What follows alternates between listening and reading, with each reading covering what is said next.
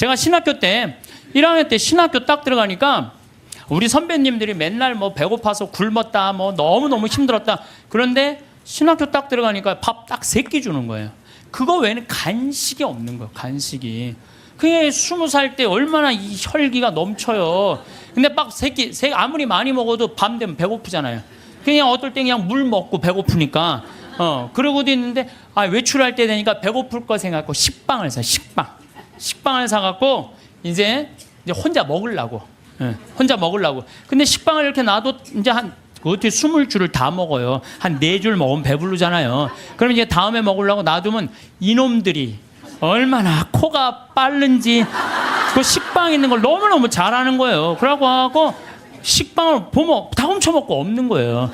그래서 내가 식빵을 사면은 내가 이 식빵을 뺏기지 않으려고 어떻게 해요? 그냥 저기 침대 맨 안쪽에 침대 밑에 옷장이 있었거든요. 그 맨 끝에 이제 몰아 넣는 거죠.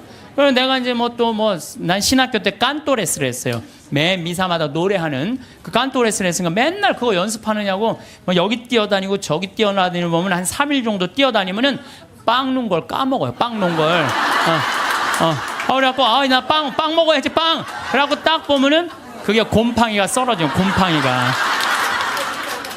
그래 몇 번을 곰팡이 쓰는 거를 보고 내가 세미나를 그때 이제 갔는데 굉장히 큰 세미나였어요. 근데 거기에 이제 불교, 개신교, 천주교, 유교 다 모여서 그런 얘기를 하는 거예요. 종교의 모든 거는 나눈다. 보면은 불교는 절하고 난 다음에 음복한다 그러잖아요. 다 나눠 먹잖아요. 그렇죠? 불교는 공양 드리고 뭐라 그래? 공양한다 그래. 나눠 먹는. 그걸 공양한다 그래. 나눠 먹는 걸 공양한다 그래. 하다못해 무당도 굿하면 굿덕을 돌린다. 무당을 굿덕을 돈다. 우리는 성체 나눠 먹는 거다. 나눠 먹는 거. 쌓아놓으면 썩는다. 쌓아놓으면. 제가 그 얘기를 듣고 딱 내 모습이 생각나다. 그 식빵 혼자 먹겠다고 깊숙한 걸 쌓아놨던 내 자신이 그것도 맨날 성체화하는 내가 너무 창피하더라고요. 그래서 식빵을 사갖고 그러면 그 다음부터는 다 불러요. 친구들. 내 친구들. 야 일로 와봐. 내 식빵 사와. 다 나눠 먹었어요. 나눠 먹으니까 뭐가 좋으냐면 곰팡이 썰어서 버리는 게 없는 거예요. 나도 못 먹고 너도 못 먹잖아요. 그렇잖아요. 그러니까 걔네들도 이제 외출해갖고 사갖고 오면은 나한테 얻어먹었으니까 어떻게 해? 풀러다가 또 나눠 먹고. 그러니까 한 2학기 되니까 늘 배불리 먹더라고요. 이게 나눠 먹는 게 정말 중요해요. 제가 얼마 전에 부산교구 다락방 기도회라고 우리 신부님들 열심히 기도하는 신부님들 모임에 갔어요. 근데 이제 제가 이제 이런 얘기를 하니까 한 70쯤 된 마산교구 신부님이 그런 얘기를 하더라고요. 당신이 아메리카에 강의를 갔었대요. 그럼 하여튼 아메리카에 있는 나라인데. 근데 신부님이 오면 방울뱀을 삶는데요. 잡아서. 그거 하면 안 되는데 어쨌든 방울뱀을 삶아갖고 아주 진액을 5봉을 줬대요. 근데 이거를 1시간에 1봉씩 먹어야 된다는 거예요. 그런데 비행기 떠나기 전에 이제 미국으로 가야 돼서 그걸 또 미국으로 갖고 갈 수가 없잖아. 5봉은 있는데 1시간에 하나씩 먹으라고 그러니 이거 어떻게 해? 한 번에 5개를 먹을 수도 없고. 그래서 이 신부님이 1봉을 먹고 따라간 봉사자들 4명 있길래 그걸 니네들 먹으라고 나눠줬대요.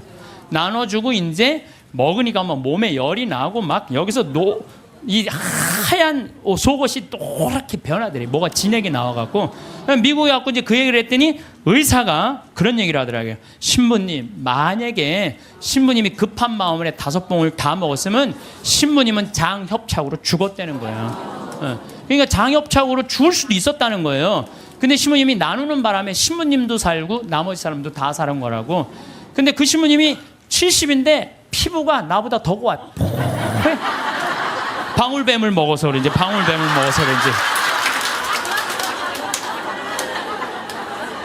그리고 나눠 먹은 분들도 5년 동안 감기 한 번 안 걸렸다는 거예요. 나누니까 너도 살고 나도 사는 거예요. 혼자 먹으려고 그럴 때 나도 죽고 너도 죽는 거예요. 돈도 똑같아요. 나만 먹으려고 그냥 돈 감춰두잖아요. 그럼 나도 못 쓰고 너도 못 쓰면요 국가적으로도 손해요.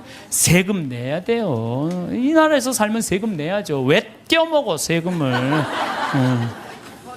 특히 교회 안에 돈이 쌓이면 그 돈은 서로 뜯어먹으려고 모략과 모함이 난무합니다.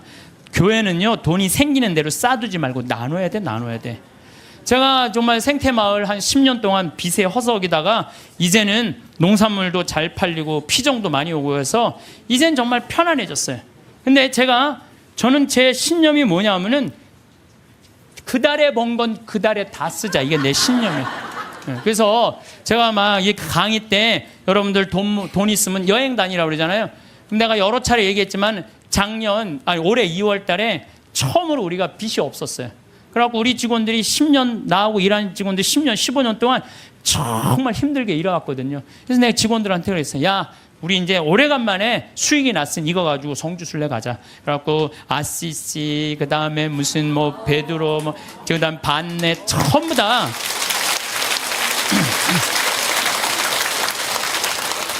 여러분들 돈은요 쓴 것만 내 돈이에요. 쓴 것만 내 돈. 여기 계신 분들 재산이 100억 있어. 근데 하나도 안 썼어. 그분은요 거지예요, 거지. 하나도 안 썼으면. 근데 재산이 100억 있어. 근데 그 100억을 가지고 여행도 다니고 맛있는 것도 먹으러 다니고 또 가난한 사람도 도와주고 어려운 아프리카 우리 잠비아도 1,000만 원 기증하고 이 쓴 것만 내 돈이에요. 쓴 것만. 내가 본당 신부할 때도 정말로 부자들 많았어요. 근데 그 부자들 한 푼도 안 써. 그러면은 어떻게 이렇게 없어 보이는지. 없어 보여요.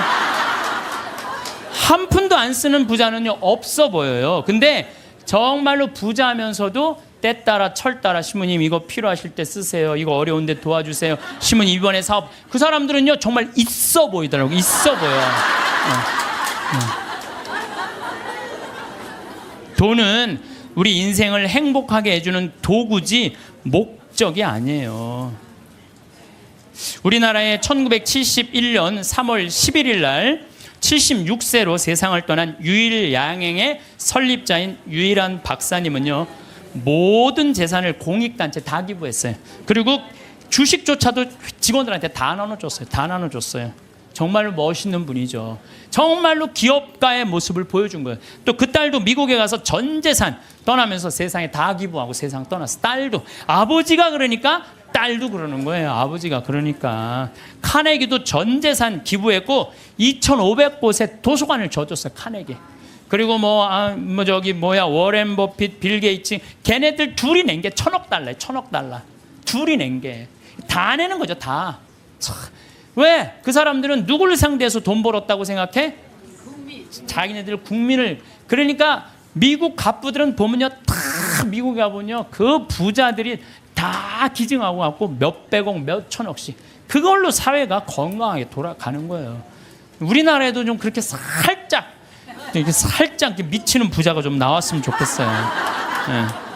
마태오복음 19장 16절 26절에 보면은요 하느님의 계명을 충실히 지킨 부자 청년에게 예수님이 이렇게 말씀하세요. 내가 완전한 사람이 되려거든 가서 너의 재산을 팔아 가난한 이들에게 주어라. 그러면 내가 하늘에서 보물을 차지하게 될 것이다. 그리고 와서 나를 따라라. 그러나 그 젊은이는 슬퍼하면서 떠났어요. 왜? 재물이 많았기 때문이에요. 여러분들 그 부자 청년은요 계명도 굉장히 중요하게 여긴 청년이에요. 근데 재물이 많았는데 이 청년은 재물하고 자기를 똑같다고 생각해요. 재물하고 자기를. 이 사람은 재물을 파는 건 뭐를 파는 거야? 자기를 파는 거야. 이게 참 문제예요. 여러분들 재물이 없으면 여러분들도 사라진다고 생각하는 분들 여기 혹시 계시면은 그럼 불행한 사람이에요. 재물이 없어도 상관없어요. 아니 지금 이 세상에 재물 없이 사는 사람들 얼마나 많아요. 그 행복한 사람들 얼마나 많아요. 우리 수녀님들, 우리 신부들은 그래도 좀 나아요. 우리 수녀님들 재물이 있어요, 없어요? 그 수녀님들은 어디 버스 타고 가는데도 돈 받아갖고 해요. 그래도 행복한 수녀님들 많아요. 돈이 우리 존재가 돈하고 똑같아서는 안 돼요. 돈이 많으면 존재가 충만하고 돈이 없으면 존재가 없는 거. 이 병을 우리가 고쳐야 돼. 그래서 그 젊은이는 재물과 존재를 같이 여겼기 때문에 재물을 팔 수 없었던 거죠. 5,000명을 먹인 기적 이야기 가운데 누가 가장 행복했을까요? 5,000명을 먹인 예수님이 행복했을까요? 물고기 2마리 빵 5개 기증한 소년이 행복했을까요? 아니에요. 제일 행복한 사람은요 그 5,000명한테 나눠준 제자들이에요. 신나지 않았겠어요? 여러분들 한번 생각해봐. 내가 여러분들한테 돈을 한 10억 정도 줘갖고 한 1,000만 원씩 줬어. 여러분들한테 그래갖고 여러분들 좀 어려운 데 가서 도와주세요. 그래갖고 내가 한 1,000만 원짜리 10개를 가지고 여러분들이 10명이 쫙 나가서 도와줄 때 여러분들 신날 것 같아, 안 신날 것 같아? 내 돈도 아닌데. 내 돈도 아닌데 나눠주는 게 가난한 이웃한테 나눠주는 게 얼마나 좋아요. 나는 여기서 제일 행복한 사람들은 제자들이라고 생각해요. 여러분들이 하느님이 여러분들한테 지금 재물을 맡겼어요. 어떤 분은 10억을 맡긴 분도 있고 어떤 사람은 1억을 맡긴 분도 있고 어떤 사람은 100억을 맡긴 분이 있어. 왜 맡겼어요? 나눠주라고 맡긴 거예요. 나눠주라고. 나눠주라고 맡겼으면 나눠야 될 거 아니야. 근데 안 나눠. 끝까지 쥐고 있다. 그냥 죽어. 그럼 그냥 자식이 네가 나누냐 내가 나누냐 싸워서 원수돼서 안 만나고. 그러지 말자는 거예요. 우리 대한민국 사회가 이제 건강하려면 어떻게 해야 돼? 나눠야 돼요. 쌓아두면 썩게 돼 있어요. 쌓아두면 어느 사회든 자꾸 나누면은 샘솟게 돼 있어요. 나누는 신부님 그거는 제가 조금 못 받아들이겠는데 나누면 하나도 없죠. 근데요 하느님한테 11조 봉헌한 분들이 왜 잘 되는 줄 알아요? 11조 봉헌하려고 그러면요 적은 돈 아니에요. 그럼 그 돈을 하기 위해서 다른 생활에 충실해져요. 다른 생활에 충실해지기 때문에 축복을 받는 거예요. 나누는 사람들은요 생각이 건강하기 때문에요 사기도 안 당하고 유혹도 안 당해요. 그렇기 때문에 그런 분들은 재물 관리도 잘 할 수 있는 거예요. 그래서 한 건강한 쪽으로. 자, 모세의 십계명, 아론의 황금 송아지 가운데 여러분도 어느 걸 택할 거예요? 모세의 십계명을 택할 거예요? 아론의 황금 송아지를 택할 거예요? 십계명? 자, 근데 강의를 들어보면 또 생각이 좀 달라질 거예요. 모세가 십계명을 받으러 시나이 산으로 올라갔어요. 올라갔는데 불안해. 이제 뭐 이집트에서 탈출해서 왔단 말이야. 근데 시나이에 가보면요 아무것도 없어요. 좀 사막이야, 사막. 전부 돌산이고 시나이 산도 완전 돌산이야, 돌산. 근데 모세는 사라졌는데 먹을 건 아무것도 없고 불안하잖아요. 이게 어떻게 하지? 어떻게 하면 좋을까? 고민을 하고 있는데 사람들이 아니 모세는 안 보이고 우린 불안하다. 우리 그냥 모아갖고 우리 황금송아지 만들자. 그래? 황금송아지? 그래 좋다. 황금송아지 만들자. 근데 당시에 유대라는 땅, 시나이라는 땅은요 척박하게 이를 데 없었어요. 그 척박한 땅을 가르려면 누가 있어야 돼? 소가 있어야 돼요. 소가 없으면 농사 못 져요. 소가 없으면. 소가 쟁기로 이랑과 고랑을 만들어 줘야 돼요. 그래서 이랑이 높아야 돼. 이랑이 높아야지 씨를 이렇게 넣으면은 그 씨들이 바람에 잘하고, 고랑이 있어야지 물도 잘 빠지고. 그러니까 그걸 사람 손으로 하려면 농사 못 져요. 그러니까 이스라엘 사람들에게 있어서 소는 그냥 소가 아니에요. 이건 생명하고 똑같은 거예요. 그리고 그냥 소예요? 뼈 주지, 우유 주지, 고기 주지, 가죽 주지. 그러니까 이 황금 송아지, 우리가 그냥 생각하는 그런 송아지가 아니에요. 이 사람들한테는 모든 걸 다 주는 거예요. 그러니까 황금 송아지를 딱 하면 마음이 놓여 안 놓여? 놓이잖아요. 저게 우리를 먹여 살리는 거예요. 십계명 무슨 십계명이 밥 먹여줘. 그래갖고 그냥 이 십계명 그냥 다 때려치고 그냥 황금 송아지 속에서 그냥. 제가 이 고추 농사를 지면은요 많은 사람들이 저한테 그래요. 신부 어떻게 농약을 안 치고 어떻게 고추 농사를 짓느냐고. 돼요. 왜냐하면은요 이 고랑이 보통 우리 농사 짓는 분들 고랑이 20cm도 안 돼요. 근데 우리는 거의 50cm 정도 넓어요. 고랑이. 이랑도 높고. 이게 50cm 넓으면은요 아이고 저게 무슨 농사야? 그럴 것 같은데요. 고랑이 넓으면요 바람이 잘 통해요. 바람이 잘 통하면 병이 안 들어. 역병 뭐 이런 거 안 들어요. 그런데 보면은 바닥바닥해. 그러니까 처음에 우리 저기 도돈리 응암리 주민들이 신부님 그렇게 해서 농사를 어떻게 짓느냐고. 근데 놀라운 거는요 이 고추가 열릴 때 보면요 이 대가 견디질 못해요. 너무 많이 열려갖고.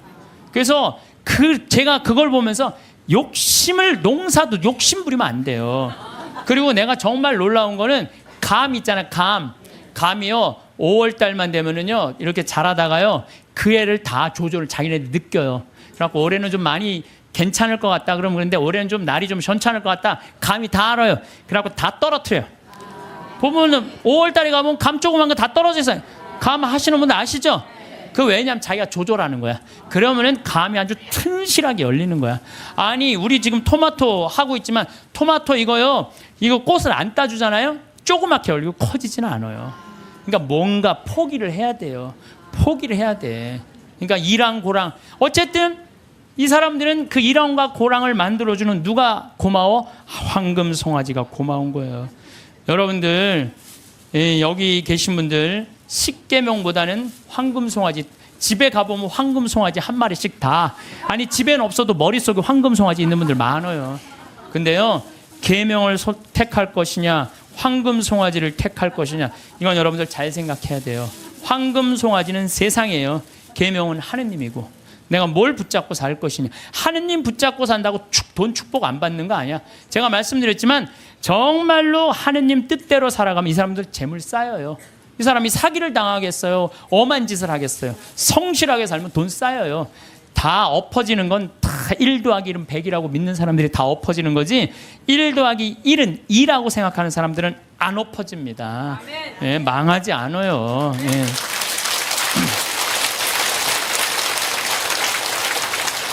그네 뛸 때 정말 그네줄을 꽉 잡고 안 놓으려고 하듯이 우리는 하느님 꽉 잡고 놓지 말아야 돼요. 제가 은혜 신학교 다닐 때 하루에 보통 성호를 한 70번 정도 긋는다고 말씀드렸죠.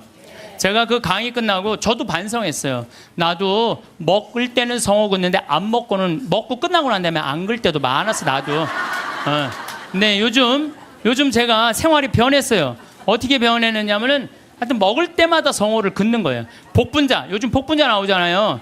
우린 복분자 또 이것도 갈아서 먹거든요. 복분자 먹을 때도 성호 긋고, 오디 먹을 때도 성호 긋고, 하여튼 그런데요, 제가 요즘 뭐를 느꼈느냐면 성호를 하루 종일 그니까 뭐가 있느냐면 내 삶이 조금씩 거룩해지는 걸 느껴요. 그래서 여러분들도 아무 때나 그세요. 아무 때나. 예? 그러니까 일어나서부터 계속 긋는 거야. 디립다 그냥. 디립다 그니까 내가 조금 생활이요, 조금 거룩해지더라고요. 그래서 정말 성호를 긋는 거는 우리한테 참 중요한 것 같아요. 자, 자식들을 교육할 때 돈이 세상에서 최고라고 가르치지 말고 정직하게 돈 벌어서 그 돈으로 어려운 이웃을 돌보라는 이런 가르침을 가르치는 것이 여러분들 훌륭하게 자식들을 가르치는 거예요. 지금 전 세계 기준으로 볼 때 극심한 가난에 시달리는 사람을, 하루에 1달러 이하로 사는 사람을 극심한 가난에 시달리는 사람이라고 그럽니다. 그 다음에 하루 2달러로 사는 사람들은 보통 가난한 사람들이라 그래요. 하루에 2,000원 가지고 사는 사람들을, 3달러 이상 가지고 사는 사람들은 가난한 사람이라고 하지 않는데요. 그럼 3달러 이상이면 3,000원 이상이면은 가난하지 않은 거예요. 그러니까 한 달에 90달러, 그러니까 우리나라 돈으로 10만 원 정도만 한 달을 가지고 있으면 가난하지 않다는 거예요. 근데 여러분들 우리나라는 지금 어떻게 살죠? 우리나라 최저 생계비가 57만 원이에요. 그러니까 국가에서 저 사람은 도저히 돈 벌 수 있는 재능이 없는 사람이다, 능력이 없는 사람이다 에게 주는 돈이 57만 원이래요. 그럼 57만 원이면요, 아프리카의 어떤 부자보다도 잘 사는 사람이에요. 어떤 부자보다도. 그럼 아마 여기 지금 뭐 자식들이나 가족이 돈을 벌면은 보통 한 200~300만 원은 벌 거예요. 두 사람이 벌면은 한 400~500만 원은 벌 거예요. 300~400만 원 버는 사람들도 있을 거고. 물론 아르바이트 못하는, 저는요, 제가 평창에 있으면서요, 진짜 안타까운 건 뭐냐면요, 멀쩡한 애들 우리가 구하는데 없어요. 정말로. 아니 서울에는 실업자가 100만 명이니 200만 명이라는데 우리 평창은 정말로 젊은이가 없어요. 그래서 젊은이가 하나만 이력서만 넣으면요, 웬만하면 다 뽑아요. 웬만하면. 근데 그냥 이력서 넣는 사람이 50, 60살, 우리 집은 50, 60은 일을 못해요. 이게 일이 너무 힘들기 때문에.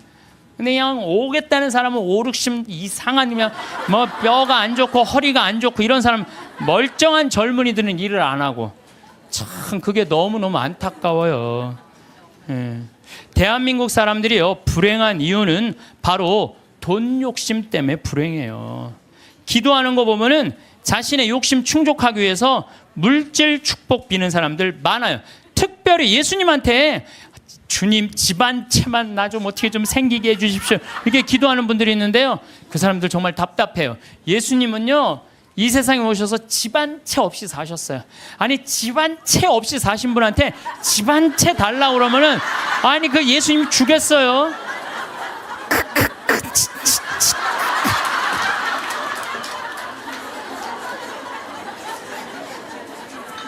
예수님께 기도 열심히 청하면 물질의 축복을 받는다는 이야기는 믿음을 가장한 도박이고 강탈이에요.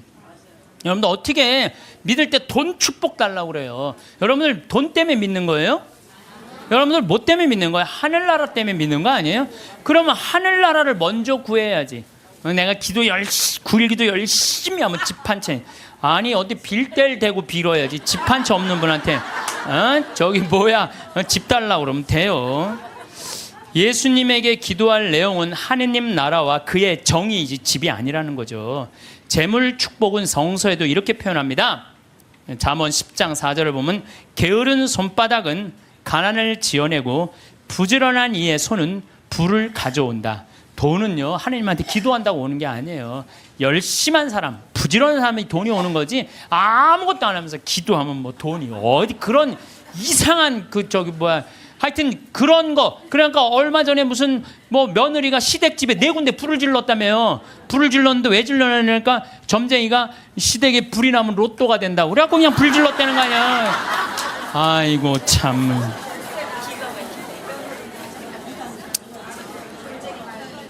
무엇 때문에 죽어라 돈을 버는지는 몰라도 욕심을 내도 돈을 벌어서 가치 있게 쓰려고 벌려는 목적보다는 무조건 돈만 벌려고 그러는 사람들 많아요. 무조건 돈만 모으려고 그러는 사람들 많아요. 내가 이 돈을 모아서 어디다 써야 되겠다는 분명한 목적이 있는 사람은요 지치지 않아요. 근데 그냥 돈만 들이다 벌려고 그러는 사람은요 방향을 못 찾는 거죠.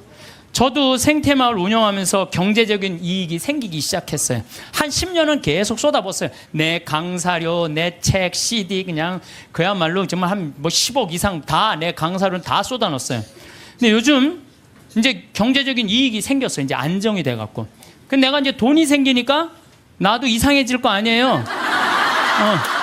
돈이 생기면 이상해지잖아요. 근데 저는 목적이 생겼어요. 목적은 뭐냐면은 아프리카에 잠비아의 자카란다 농장 꾸며주는 게 내 목적이에요. 우리 이제 뭐 평창에는 지금 마침 명동에 왔는데 여기 5층에 우리 프란시스코 전교 수녀님들 아프리카 봉사 가는 수녀님들 사무실에 올라갔어요. 내가 포크레인을 어떻게 할까? 근데 포크레인 A10이라고 이렇게 무한궤도 있는 큰 바가지 제대만한 바가지 있는 그걸 살라고 봤더니 2억이 든다는 거예요. 2억이. 근데 내가 2억 모아갖고 포크레인도 사고 트랙터도 사고 다 살라고 그랬는데 포크레인 사면 끝날 것 같아. 그래서 내가 포크레인 아는 사장한테 전화해갖고 나 이거 포크레인 중고 살라고 그러는데 어떻게 생각하느냐? 그랬더니 포크레인 사장이 그러더라고. 신부님 뭐하러 사냐고. 그거보다는 우리나라 거 포크레인을 택배로 보내면 된대요. 자기 포크레인을 택배로 보내서 자기가 내년에 한 달 동안 가서 싹 정리해주고 온대요. 그래서 방금 만나고 내려왔어. 명동에 왔더라고. 그 사장하고. 그런데 수녀님이 제일 큰 거라도 한 2천만 원이면 보낸다는 거예요. 그러니까 벌써 얼마를 절약한 거야? 한 1억 8천만 원 절약했잖아요. 이게 제가 그래서 항상 저는 이런 생각해.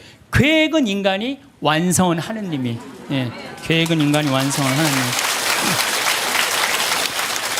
제가 간장, 고추장, 청국장 가루, 김치, 복분자, 오디 이거 파는 목적이 있어야 될 거 아니에요. 그동안은 건강한 먹을거리를 국민들한테 제공해 주겠다. 그래서 생태마을 들어갔는데 제공해 주다 보니까 뭐가 생겨?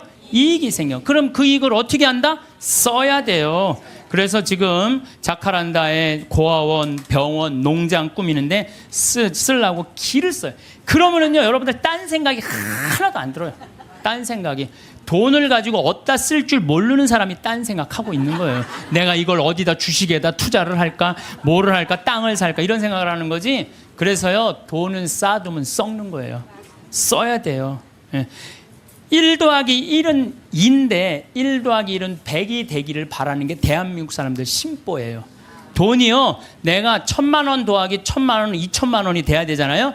1,000만 원 더하기 1,000만 원은 1억이 되길 바라는 사람들 여기도 많아요. 여기도 많아요. 얼마 전에 판교 한 뭐 신도시 거기 뭐 로또라고 그랬잖아요. 그럼 내가 한 2억에 이제 아파트를 사뒀단 말이에요. 2억짜리를 사두고 10억 뛰게 바라는 사람들 많아요. 그렇죠? 1 더하기 1은 2인데 1 더하기 1은 10이라고 생각하는 거야. 근데 안 뛰었어. 지금 부동산 경기가 엉망이잖아요.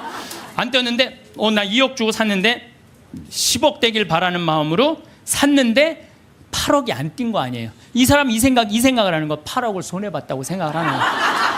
8억을 손해봤다고 생각하니까 억울해요, 안 억울해요? 억울한 거야. 근데 문제는 뭐냐면 그 2억을 여기저기 돈을 끌어다가 산 거야. 그럼 이 사람 망해요, 안 망해요? 그래서 욕심이 망하는 거예요. 욕심 때문에 망하는 거예요. 도둑놈 심보가 많아요. 네? 아파트 다단계. 제가 항상 제일 경계하는 게 바로 다단계. 우리 교우들 가정방문 가면요, 샴푸 100개, 뭐 비누 100개, 무슨 건강식품 막 100개씩 있는 집들 많아요. 그 뭐예요? 다 다단계 하는 집들이에요. 다 망하는 거, 다 망하는 거예요. 그게 욕심 때문에 망하죠. 성실하고 부지런한 사람들 안 망해요. 안 망하게 되겠어요. 돈을 벌려고 별별 짓을 다 해요. 나는 100조 규모의 중국과 컴퓨터 합작 회사 했다고, 뭐 또 70조 규모의 뭐 브라질 대륙 횡단 철도 추진한다면서 노인들한테 190억 돈 사기친 사기꾼이 있어요. 근데 거기에 들어간 사람들이 학교 교장 선생님들, 정말로 똑똑하다는 사람들이 다 사기당한 거예요. 근데 어떻게 상의를 당했나 보니까 100원짜리 주식을 사면 된대. 100원짜리 주식을 사면은 요게 6년 만에 이게 10만 원이 된다고. 이게 뛰면 그렇게 뛴다고. 그럼 이 사람은요, 1 더하기 1은 2인데 1 더하기 1이 이게 1000이 되는 거야. 그냥 내가 생각을 하는 게 1억 투자하면 이게 100억이 벌려? 그럼 1억을 내는 거예요. 100억 생각하고. 그러니까 뭐 저런 거에 사기를 당할까? 그런데 사기를 당하더라고요. 뭐 때문에? 욕심이라는 요 악마 때문에요. 다 함정에 빠지는 거예요. 뭐 또 뭐 수원에서는 백화점 상품권 1,000만 원 투자하면 매일 92만 원씩 주겠다고 사기를 쳐갖고 140억을 투자한 사람. 이 사람 저 사람 다 돈 끌어다가 다 투자하는 거예요. 여러분들 생각을, 나도 수원 사람이지만 수원 깍쟁이들이 사기당했다는 게 난 이해가 안 돼요. 수원 깍쟁이들이 사기당했. 아마 여러분들도 많을 거예요. 1,000만 원을 내면 한 달에 90만 원씩 나와? 그럼 야, 한 달이면 다 나오네? 내는 거죠. 사기꾼들의 그 말에 다 넘어가는 거. 또 뭐 청와대 판검사들을 청와대가 뭐 판검사들이 보호하는 로얄 패밀리 클럽이라고 써있어서 2천억을 떼어먹은 사람도 있어요. 말도 안 되는 거에 사기당하는 건 다 여러분들은 뭐 때문에 그래요? 욕심 때문에. 그 욕심이 나를 끌고 들어가는 거예요. 그러니까 제발 1 더하기 1은 2지 1 더하기 1은 100이 아니에요. 무슨 돈이 뭐 뻥튀기 과자에 넣어놓으면 뻥 하고 터져갖고 그냥 막 엄청나게, 요 뻥튀기 과자에 쌀 요만큼 넣잖아요. 나 뻥튀기 평창에서 뻥튀기 기계도 하거든요. 애들 오면은 그 요만한 쌀을 뻥튀기 기계에 넣어요. 그래갖고 막 1시간 정도 열을 가하면 뻥 하면 엄청나게 커지잖아요. 돈이 그렇게 되는데 돈은 절대 그렇지 않아요. 하나하나 쌓이는 거죠. 여러분들, 내가 정말 똑똑하진 않지만 내가 똑똑하지 않은 머리로 생각을 해봤어요. 여러분들 왜 사기를 당하느냐? 나라 경제가 3% 성장한다면요, 은행 이자는 3% 넘기가 힘들어요. 정기 적금을 넣어야 3.9%예요. 오늘 아침에 내가 라디오에서 들었어요. 정기 적금을 넣어야 3.9%예요. 그러면 그걸 3.9% 넣어봤자 1억 넣어봐야 30만 원, 40만 원 나오는 거야. 300만 원, 400만 원 나오는 거. 1억 넣어야 한 달에 30만 원 나오는 거. 1억 넣어야. 그러니까 이 돈 갖고 뭘 해? 근데 어떤 사람이 살살살살 꼬셔요. 여기 펀드에 넣으면은 이게 한 20% 이익이 나와. 이게 너만 알아. 너만. 내가 아무한테도 안 알려주는 거야. 내가 너만 알고 있어. 이거 여기다 넣으면 20%. 1억에 20% 2천만 원이란 말이야. 그럼 한 달에 200만 원씩이면은 어때요? 할만하죠? 그래서 사기를 당하는 거예요. 그래서 국가 경제가 3% 성장이면요, 이자는 3% 넣기가 어려워요. 근데 만약에 15%, 20% 얻을 수 있다라고 말하고 다가오는 사람은요, 100% 사기꾼이라고 생각하면 돼요. 3% 이자에 3.5% 이거는 돼요. 근데 내가 20%까지 불려줄게. 10% 사기꾼이라고 생각하면 돼. 그런데 이렇게 듣고도 오늘 나가서 여기 말이야 너만 알아 너만 너만 알아. 예. 그래? 예, 넘어가는 거죠. 노름, 경마, 강원랜드 도박만 하지 않았어도요 자녀들과 여행도 다니고 좋은 일도 하고 부부가 함께 여행하고 부모님한테 용돈 드리고 여유롭게 살 사람들 많아요. 근데 저 지금 경마장 무슨 경정장 무슨 뭐 전부 다 이 사람들 영혼 망가뜨리는 거예요. 정말 여러분들 그런 거 뭐 재미로 가다가 인생 망치는 거예요. 재미로 가다가. 예. 그 귀중한 돈 제대로 한번 써보지도 못하고 공중에 날리는 사람들 많습니다. 아니 200억 있으면 뭐하러 강원랜드 갖고 그걸 그냥 날려요. 200억 가지고 고아원도 짓고 어려운 사람 장학재단도 설립하고 버려진 독거 노인들도 돌봤어요. 거기만 쭉 일주일에 돌아다녀도 그렇게 해도요 인생 의미도 찾고 행복하고 삶의 보람도 느낄 거야. 200억을 날리고 나면 그러니까 거기서 뛰어 죽는 사람 1년에 50명 60명이 뛰어 죽는다는 거예요. 사기당하는 분들 다 이유가 있어요. 하루아침에 벼락부자시고 좀 욕심 가지고 있는 사람들, 지금 버는 수입보다 더 큰 수입을 벌 수 있다는 말에 현혹될 때, 그래서 전 대박이라는 단어를 싫어해요. 대박이 어디 있어요? 대박이.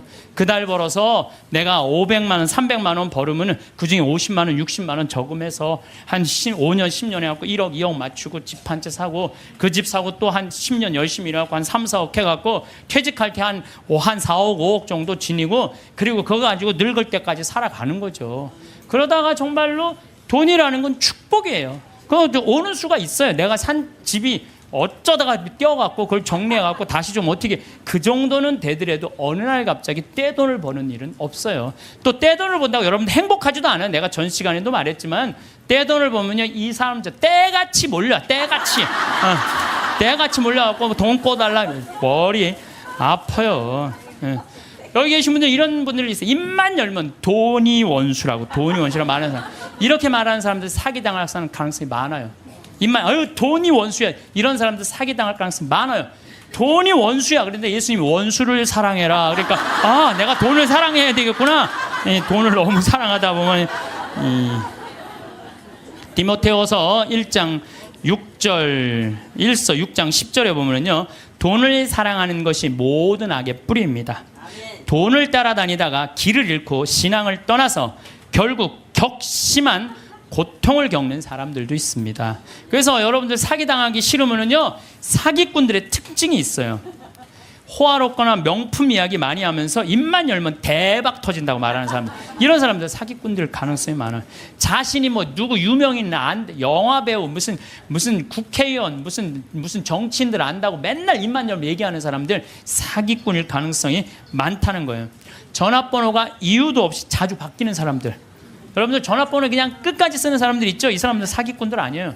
근데 그냥 전화번호 또 바뀌었어 또 바뀌. 사기꾼일 가능성이 많다는 거예요. 그리고 또 누가 사기꾼이 지금 오늘 계약하지 않으면 이 기회는 다시 오지 않는다. 이렇게 꼬시는 사람들 이거 사기꾼 며칠 전에 우리 부관장 신부님이 우리 생태마을에 부관장 신부님이 있는데 아주 젊은 신부 이제 30살 막 된 신부인데 이 신부는 조혈 모세포를 기증을 했어요. 조혈 모세포를 기증해갖고 작년에 어떤 아가씨가 맞는 아가씨가 있대. 이게 20만 분의 1의 확률이랬는데 맞는 아가씨가 갖고 작년에 기증을 했어요. 근데 이 아가씨가 또 좀 안 좋았나 봐. 그래서 얼마 전에 가서 그걸 기증을 했어요. 또 기증을 하고 이제 평창이니까 무슨 빈센트 병원에 가서 기증을 했는데 이제 이게 내가 그 골수가 찼는지 안 찼는지 확인을 해야 되는데 평창에서 수원까지 나가기 좀 그렇잖아요. 그래서 근처 의료원에서 할 수 있대. 그래서 평창 의료원에 가갖고 화보니까 골수가 다 찼다고. 근데 차 갖고 이제 나오는데 딱 트럭에서 한 사람이 딱 나오더니 저기 저 손님 내가 홍삼을 이게 배달을 왔는데 이게 한 2박스가 남아갖고 이걸 싣고 가도 어차피 이거 버릴 거니까 이거 손님 좀 사라고 그러더래요. 그래서 황 신부가 나한테 신부님 사기꾼이야 사기꾼. 꼭 이상하게 이거 오늘 안 그래 참 이거 아니 나같이 저는 안 순진해요. 우리 부관장 같이 순진한 사람은 당해요. 그러니까 여러분들 정말 지혜로워야 돼. 예? 정말 뱀 같은 지혜가 있어야 돼요. 사기 안 당하려면은. 그래서 오늘 와서 강의 무슨 성가정 영성피정에 내가 사기 안 당하는 법도 가르쳐주고.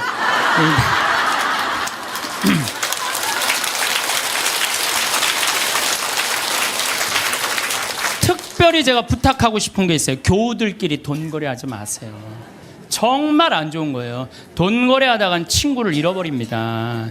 돈 꿔주지도 말고 꾸지도 마세요. 없으면 없는 대로 그냥 사세요. 없으면 없는 대로 살지. 뭐 돈을 꾸는 거는요, 내 욕심을 더 채우기 위한 몸부림이에요. 몸부림이에요. 그래서 집회서에서 이런 말이 나와요. 이거 여러분들 꼭 기억하세요. 돈을 꿀 때까지는 이웃의 손에 입을 맞추고 그의 재산을 두고 공손한 어조로 말한다. 그러나 갚을 때가 되면 시간을 미루고 빈 말로만 갚겠다며 시간만 탓할 뿐이다. 이 여러분들 경험 다 했죠? 그러니까 꿔주지도 말고 꾸지도 마세요. 그런데 꿔줘야 되는 건 있어요. 누구 병원비가 없다. 내가 친척 중에 학비가 없다. 이거는 꿔준다기보다도 그냥 줘요. 네, 꿔준다기보다도 주세요. 병원비나 학비, 난 내가 강의할 때 핸드폰 울려도 한 번도 신경질을 부린 적이 없어 나는. 병원비나 학비 같은 경우는 저는 그렇게 생각해요. 그냥 가난한 사람도 도와주는데 내 형제 친척 중에 아프고 학비가 없다는데 그거는 차라리 꿔준다는 말보다 그냥 주세요. 그거 외에는 꿔주지도 말고 꾸지도 마세요. 돈이라는 거는요, 돈이 거짓말하는데 한다고 말하잖아요. 돈은 거짓말 안 해요. 욕심 부리지 않고 성실하게 일하면 돈은 언제든지 벌어집니다. 한순간에 떼돈 벌고 싶은 도둑놈 심보를 가진 사람들이 돈 때문에 자기도 고통스럽고 남도 고통스럽게 하는 거. 그래서 보면 어떤 집에 보면요, 이 도박하는 사람들 보면요, 형제 친척 모든 돈 다 끌고 들어가는 사람들이 있어요. 중리사니 그러면서 거짓말하면서. 이런 사람들은요, 진짜 정말로 이 사회에서 분리시켜갖고 어디 모아놔야 돼요. 그래서 노동, 우리 생태마을에 그런 사람들 그냥 싹 모아갖고 돈도 안 주고 그냥 일 시키면은 그게 돈 버는 건데. 하느님 꽉 붙잡고 살아야 되는데 출세와 권력 꽉 붙잡고 사는 사람들 있어요. 저는 예수님이 왜 위대한지 정말로 이 사제로 삶을 살수록 더 느껴요. 예수님은 이 세상에 오셔서 절대 권력을 추구하지 않으세요. 나는 섬김을 받으러 온 것이 아니라 섬기러 왔다. 이 말씀이야말로 우리 인간이라면 누구나 다 가슴 깊어야 새겨야 할 말씀이에요. 권력은 섬기기 위한 도구인데 권력을 쥔 사람들이 안 섬기려고 그래요. 막 권력을 휘둘르죠. 위장 전입하고 자식 대학 군대 안 가게 하고, 또 대학도 마찬가지야. 무슨 국제중학교 이런 데 애 머리도 안 되는데 막 들이밀고, 이게 다 돈과 권력으로 부리는 횡패. 지난번에도 말씀드렸지만 우리나라 대통령들 최고 권력 가진 사람들 어떻게 됐어요? 불행하게 죽거나 감옥에 가거나 가족이 감옥에 가거나 그래요. 그러잖아요. 권력이 뭐가 좋아요. 그래서 여러분들 가운데서도 정말로 권력처럼 무상한 게 없어요. 권력을 쥐고 있을 때만 좋지, 권력에서 밀려나면은요, 비참하고 심지어는 모욕과 보복까지 당하는 게 권력이에요. 요즘 나는 그 전두환 무슨 국회법 통과되는 거 보면서 권력이라는 게 참 무상하구나. 저 전두환이라는 저 대통령이 얼마나 정말로 기가 막힌 권력을 가졌어요. 근데 지금은 모든 국회의원들이 다 10년 연장하자, 뺐자. 그게 권력이라는 게 이렇게 무상한 거예요. 권력을 꽉 잡고 사는 것보다 하느님 꽉 잡고 사는 게 훨씬 더 낫습니다.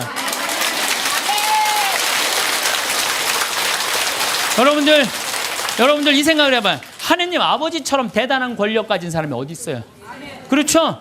그 아버지 꽉 잡고 가슴에 하늘나라 여권 있으면 됐지. 뭘 더 욕심을 펴요. 밥 새끼 얻어먹으면 됐지. 예. 여러분들 고통스러운 거는 왜 내가 나한테 돈이 없을까? 내가 돈이 있으면 정말로 멋지게 살아볼 텐데 돈 없어도요, 멋지게 살아요. 마음이 건강하고 생각이 바른 사람은요, 돈 없어도 건강에 살아요. 근데 이 정신이 썩은 사람은요, 100억을 갖다 줘, 1000억을 갖다 줘, 다 소용없어요. 다 소용없어요. 그래서 뭐가 우리 마음 안에는 하느님의 계명이 있어야지 황금 송아지가 있으면 안 돼요. 그래서 오늘 여러분들 마음 안에 혹시 내가 지금 나를 괴롭히는 건 뭐 때문이야? 황금 송아지가 날 지금 끊임없이 그 뿔이 내 가슴을 받는데도 그래도 좋아. 나는 황금 송아지 뿔에 받쳐도 좋아. 나는 죽어도 좋아. 예, 그러시지 마시기를 정말로 바라겠습니다. 저는 나중에 하느님 앞에 갔을 때 너 어떻게 살아왔느냐? 저 대통령인데요. 너 어떻게 살아왔는데? 나 신부였는데 너 어떻게 살아왔는데? 나 장관이었는데요. 너 어떻게 살았는데? 나 구역장이었는데 너 어떻게 살아왔느냐? 뭐 어떻게 살아요? 너 어떻게 살아왔는데? 저는요, 하느님, 장관도 아니고 대통령도 아니고 신부도 아니었는데요, 가난하고 헐벗고 불쌍하고 감옥에 갇히고 병들고 목마른 사람들한테 물 한 잔 나눠주려고 노력을 하고 살았어요. 너 하늘나라. 베드로 성인이 너 하늘나라. 저는 장관인데요, 전 대통령인데요, 전 신부인데요, 계속 시험에 계속 떨어지는 거예요. 마태복음 25장만 읽어보면요, 우리가 하늘나라를 어떻게 통과하는지 너무너무 잘 써 있어요. 그래서 여러분들 마지막 날 하늘나라 여행 떠날 때 쫙 여권 내놓고 이 은행 통장 잔고, 뭐 어떤 잔고가 필요해? 어렵고 가난하고 불쌍한 사람한테 도와준 잔고를 하나님한테 내놓으시기를 바라겠습니다. 오랜 세월을 살아오며 돈에 대해 많은 생각을 하게 됩니다. 젊었을 때는 돈만 있으면 모든 것이 해결될 것이라 믿었습니다. 더 많이 벌고 더 많이 모으는 것이 성공의 증표라 여겼죠. 하지만 시간이 흐르며 깨달았습니다. 돈이란 그것을 가진 사람에게 막대한 힘과 가능성을 쥐어주는 도구이지만 그 자체로 삶의 목적이 될 수는 없다는 것을 말입니다. 돈이 지니는 진짜 의미는 그것이 새겨진 숫자나 지갑 속의 물질적 실체에 있지 않습니다. 오히려 그 돈을 통해 무엇을 펼쳐내고 어떤 이야기를 만들어 가느냐에 달려 있습니다.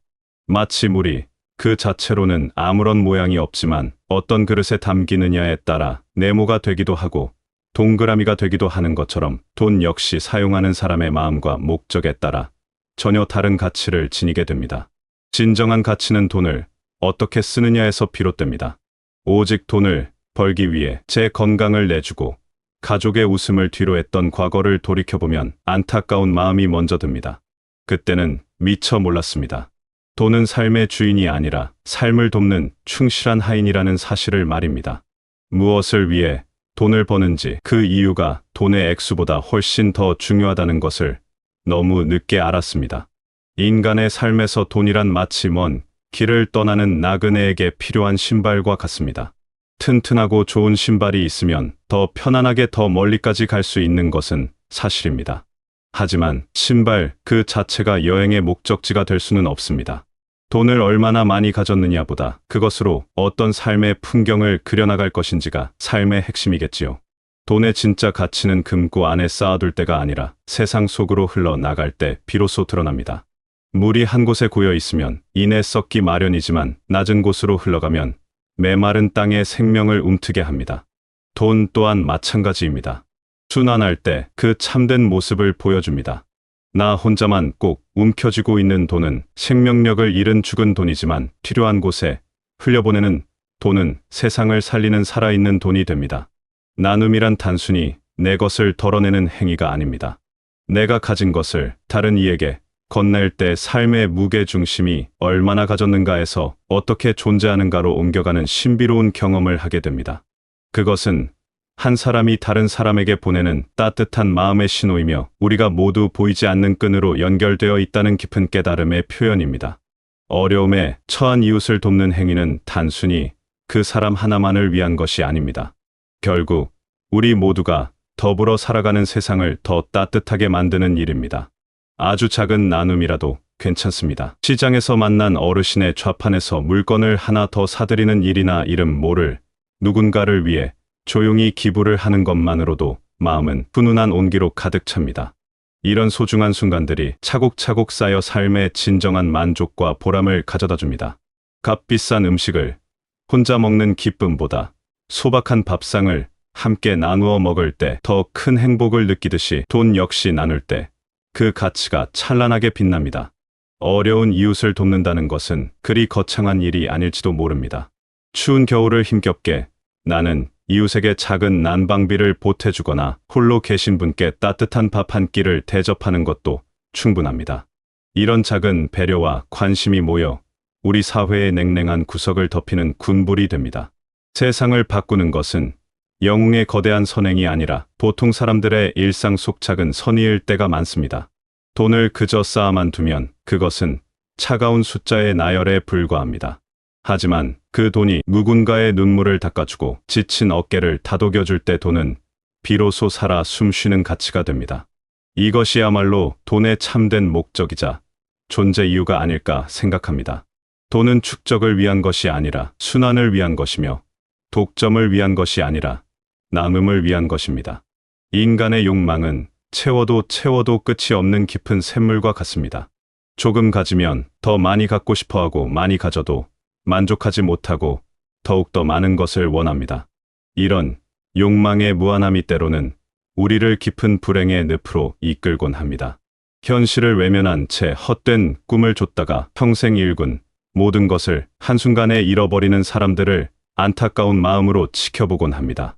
속임수로 남을 등치거나 위험한 도박에 빠지는 일들의 공통점은 무엇일까요? 모두 정당한 땀과 노력 없이 손쉽게 큰 이익을 얻으려는 마음에서 비롯됩니다. 하룻밤 사이에 부자가 되고 싶다는 조급함, 남들보다 더 빨리 정상에 오르고 싶다는 초조함이 이성적인 판단력을 흐리게 만듭니다. 하지만 세상에 공짜 점심은 없다는 오랜 진리처럼 모든 것에는 그에 합당한 대가가 반드시 따릅니다.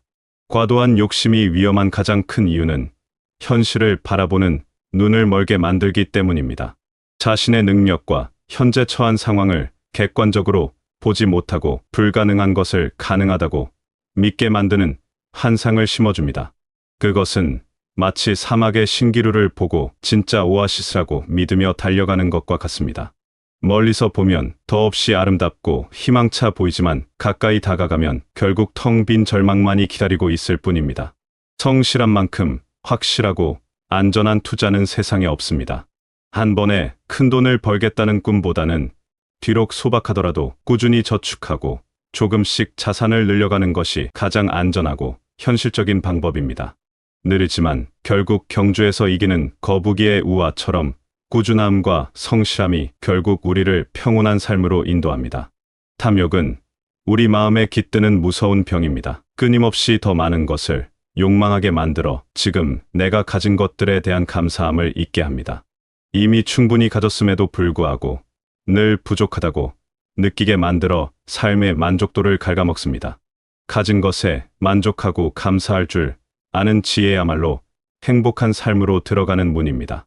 인간관계에서 돈만큼 복잡하고 다루기 어려운 요소는 또 없을 것입니다. 돈은 때로 관계를 더욱 깊고 풍성하게 만들어주는 윤활유가 되지만 때로는 가장 소중했던 관계마저 하루아침에 파괴하는 무서운 독이 되기도 합니다. 특히 가족이나 오랜 친구처럼 가깝고 소중한 사람들과의 돈 거래는 몇 번을 강조해도 지나치지 않을 만큼 신중해야 합니다. 정이라는 것이 때로는 합리적인 판단을 가로막는 장애물이 되기도 합니다. 가까운 이가 어려움에 처했을 때 모른 척 지나치지 못하는 것은 지극히 자연스럽고 인간적인 감정입니다.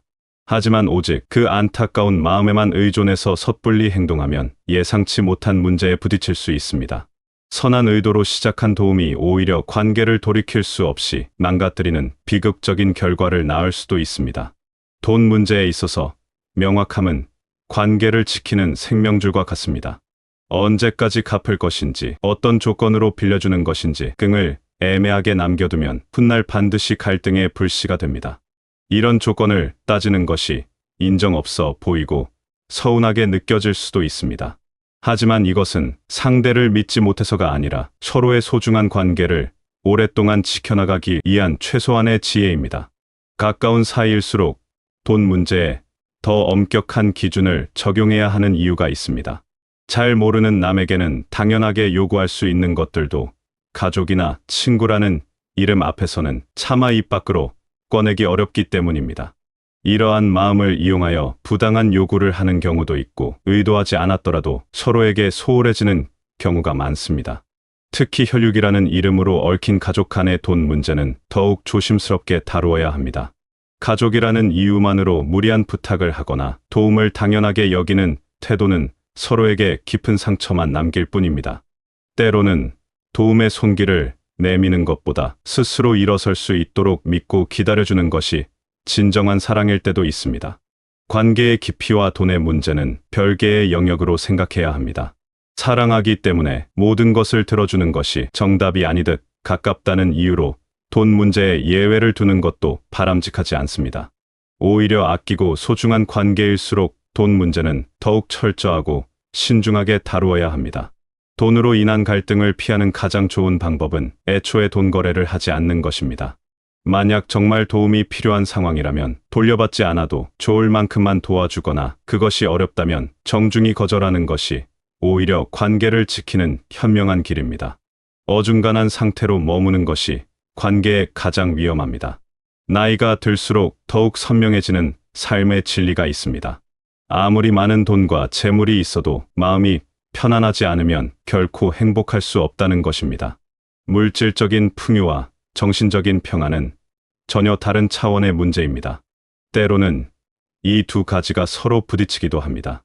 더 많이 가지려고 애를 쓸수록 마음은 오히려 더 불안해지는 삶의 역설이 일어나기도 합니다. 건강한 몸과 평온한 마음이야말로 세상에 어떤 재산과도 바꿀 수 없는 가장 소중한 보물입니다. 몸이 아프면 산의 진미도 맛을 느낄 수 없고 마음이 괴로우면 천하의 절경도 눈에 들어오지 않습니다. 반대로 몸이 건강하고 마음이 평안하면 길가의 핀 작은 들꽃 한 송이에서도 우주를 발견하고 소박한 일상 속에서도 큰 기쁨을 누릴 수 있습니다. 마음의 평안이란 과연 무엇일까요? 그것은 지금 나의 상황에 온전히 만족하는 마음입니다. 가지지 못한 것을 부러워하며 애태우지 않고 지금 내게 주어진 것들에 감사하는 마음입니다.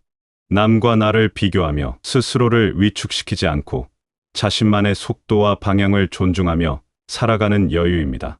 이러한 마음가짐이야말로 진정한 부자로 살아가는 삶의 출발점입니다. 소박한 일상 속에 숨어있는 작은 행복들이야말로 진짜 보물입니다.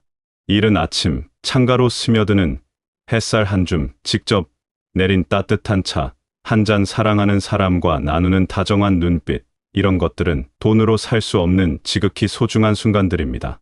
이런 보석 같은 순간들을 무심히 흘려보내고 먼 곳에 있는 무지개만 좇는다면 우리는 가장 가까이 있는 행복을 놓치게 될 것입니다.